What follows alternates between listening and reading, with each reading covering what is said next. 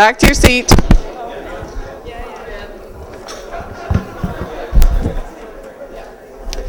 So while the last stragglers are getting to their seat, scarily enough, they gave me a microphone again this year. If anyone was at the meeting last year, I am that person that stood up to say something, pushed the wrong button, and crashed the whole system for 10 minutes. So they still let me talk. My name is Jane Pritchard. I'm one of the co-sponsors, I guess, or co-funders for this meeting. I'm the Chief Veterinary Officer for the province of British Columbia and the Director of the Plant and Animal Health Branch. And it's my pleasure to chair this session, the last session for this afternoon. Great turnout. It's been a great meeting. So the first speaker in the afternoon session is Dr. Melissa McLaws, who's the new public health veterinarian for BC CDC, and she's starting off the afternoon session on rabies. Thank you, Jane, and good afternoon, everybody. As Jane said and the slide promises, I'll talk about rabies surveillance and response in BC and results from 2015. And then I'll hand off to my colleague, Dr. Teresa Burns, who will do case studies on this.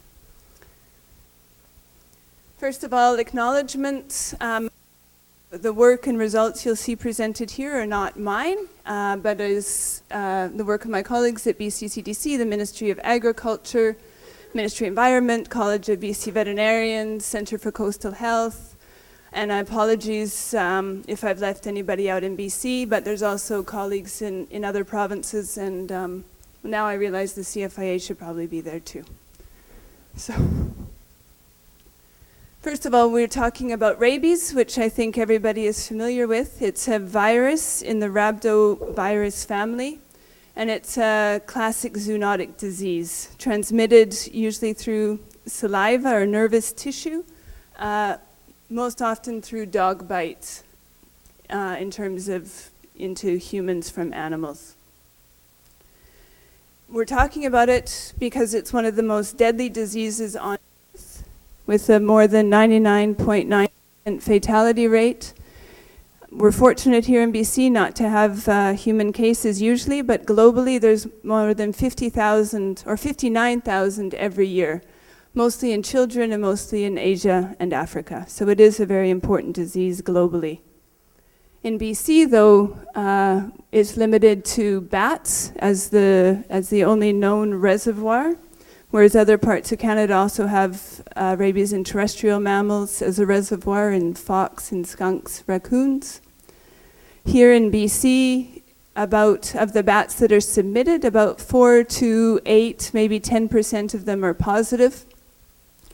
These are submitted bats. They're not representative of the normal population. We think that in the normal population, less than 0.5% will be positive. There have been cases in British Columbia of other mammals being infected with the bat variant virus. It's been detected in cats, in a horse, in skunks, and a beaver. And in 2003, there was a human case with the bat variant virus.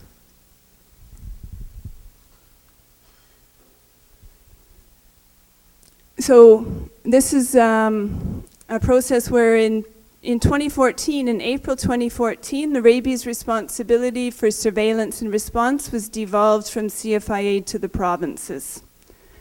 And I'll just quickly outline the program that's been developed to handle this responsibility in British Columbia.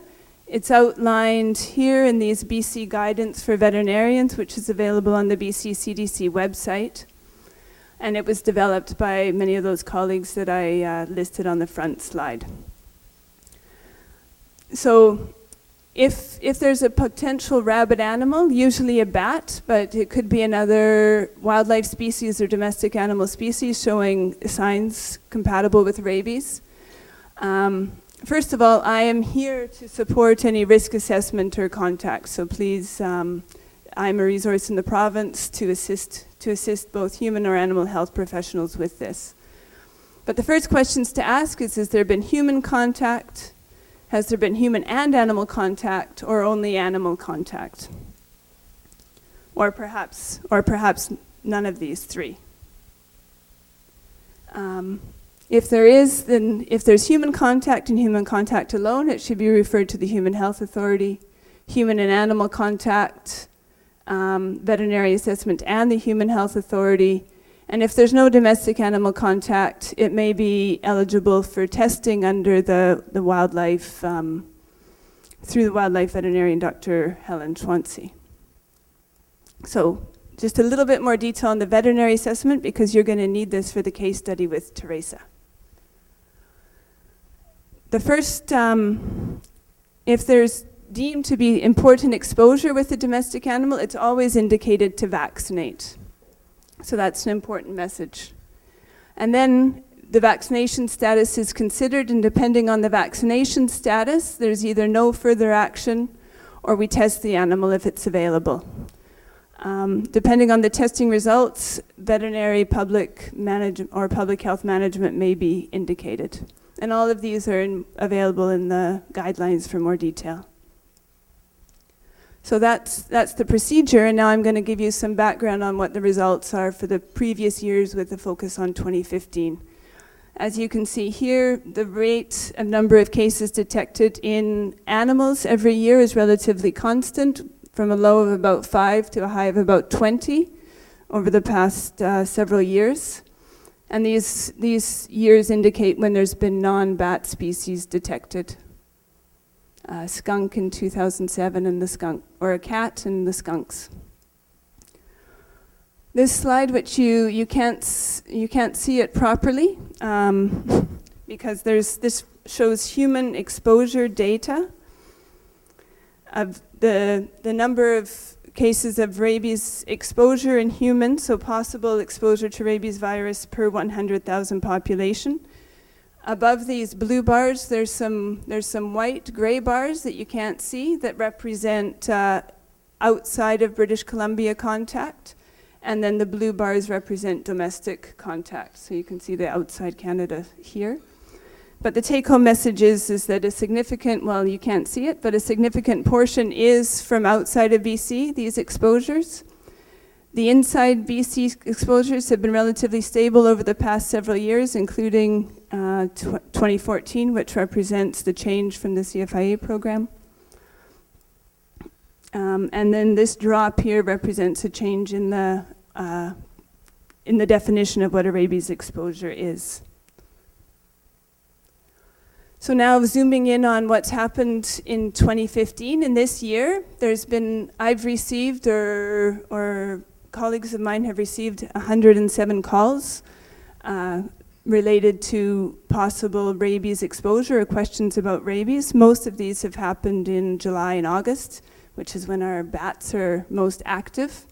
And you can see that about 50%, more than half of the calls were something about a cat caught a bat. Some variation of that. Cat was playing with the bat was alive, bat was dead. Some variation on cats and bats. But sometimes there are suspect animals being cats, sometimes there's dogs, and sometimes there are other wildlife species such as raccoons. We also, as I indicated in the first picture with the flow chart, the vaccination status is important, so we ask about that. And I'd just like to highlight there that more than half, almost 75% of the calls that we receive, which is a biased sample, but about 75% have their vaccine, either they've never been vaccinated or they're out of date. So that has implications to the follow-up for those cases, meaning that sampling is recommended and isolation and quarantine may be called for. So those were the phone calls. A subsection of those will involve a submission to the laboratory, which is the CFIA lab at Lethbridge. And we've had a total of 90 submissions to Lethbridge up till towards the end of October. And 10 positive bats have been returned. And you can see a number of other species have been submitted. This is a slide showing the reason for submissions. So submissions might go to the Lethbridge lab because they've been in exposure possibly of a human, or maybe it's been exposure of a domestic animal. Or in the case that it's none, this is a wildlife sample that's tested positive at the Animal Health Centre in Abbotsford that's been sent to Lethbridge for confirmation. So you can see here that about half of the samples submitted were on the vet side with concern about animal contact, and a significant number have both human and animal contact. So here's a map, which is again a bit hard to see the outline, but I think you don't need it too much. The majority of submissions are coming from the Lower Mainland and Vancouver Island, which you can see over here, but there has been some in the north and some of the interior. And the red shapes are the positives. So they have been positive samples in the north and the interior, and a cluster on the island in the Lower Mainland, and all bats. So just a few impressions from my first few months on the job here and dealing with this issue of rabies.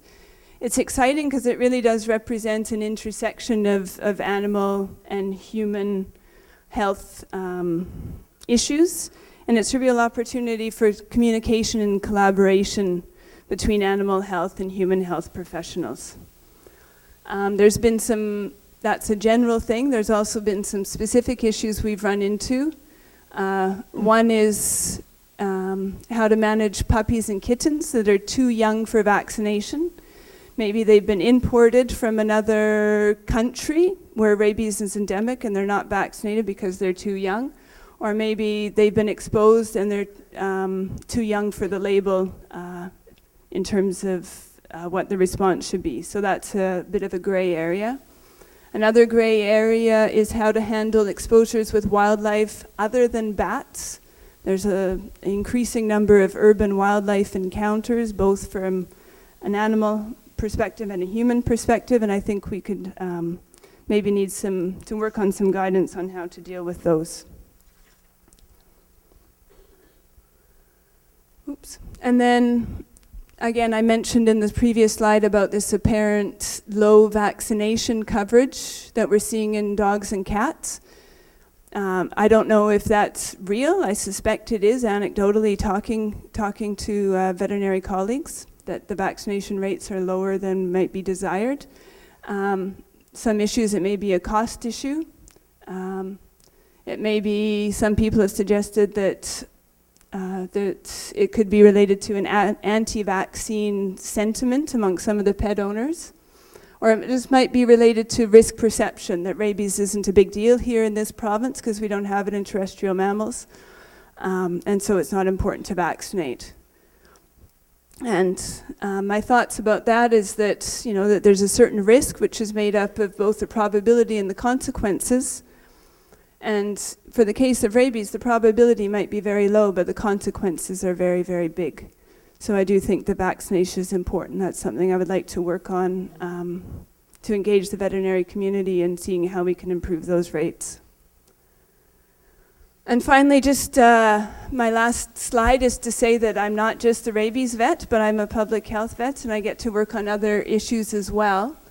And I'm interested in looking into opportunities to use animal health information to inform human health risks or improve the human health disease situation. We've heard about the reportable zoonoses today.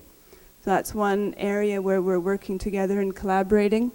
There's a number of other diseases that have come up which aren't covered by those reportable zoonoses, but are also, I think, areas where we need to discuss together and collaborate, as well as food safety issues and issues like urban agriculture, urban wildlife. There's a lot of places where human and animal health intersect, and I see a lot of opportunities to continue to work together. So, thank you for the attention, and I can take questions while Teresa comes up.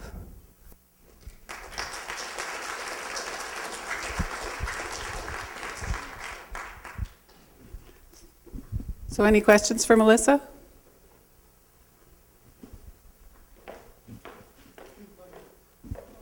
Thanks, Melissa. What do we know about the ecology of bats in BC? Do they have population cycles? And also, has white nose syndrome appeared in BC, or is it expected to appear in BC? Colleagues may be better placed to answer both of those questions.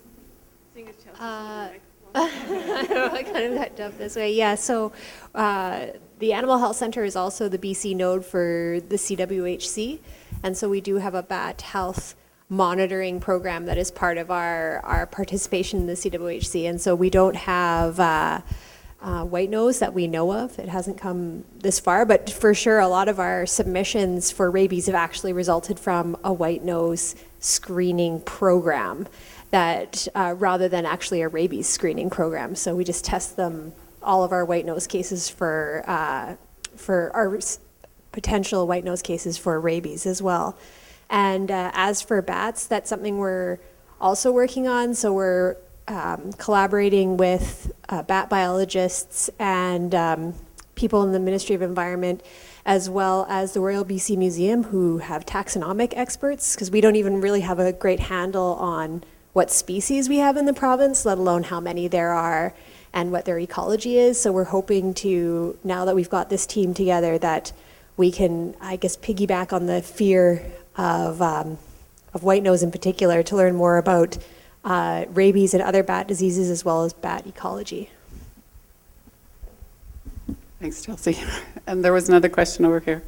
Hello, yes, it's, I understand it's only the bat strain of rabies that is found in BC in bats or in mammals from the bats, correct? So I know in the past, like if there's been a bear attack or something, they've vaccinated for rabies, and I don't see the reason versus like somebody has basically a feral dog or a dog that's in the country, what the risk of exposure, say from a animal that may be acting normally, like come across a bear, right? And they give RPEP for that versus getting bitten by a dog on the farm, right? So. No, I've become aware that there is a range of responses to non-wildlife encounters or possible exposures. And if there's no, it depends on how the animal is acting, whether it's showing abnormal signs, abnormal behavior, something compatible with rabies. But if not, the risk would be low, but it is at the discretion of the medical health officer. And that's, it's at the discretion of the medical health officer to decide whether the RPEP is warranted or not. So that's a good question to move us into the case report, I think. Actually, it leads in very, very nicely. So Teresa Burns will be our next presenter from the Centre of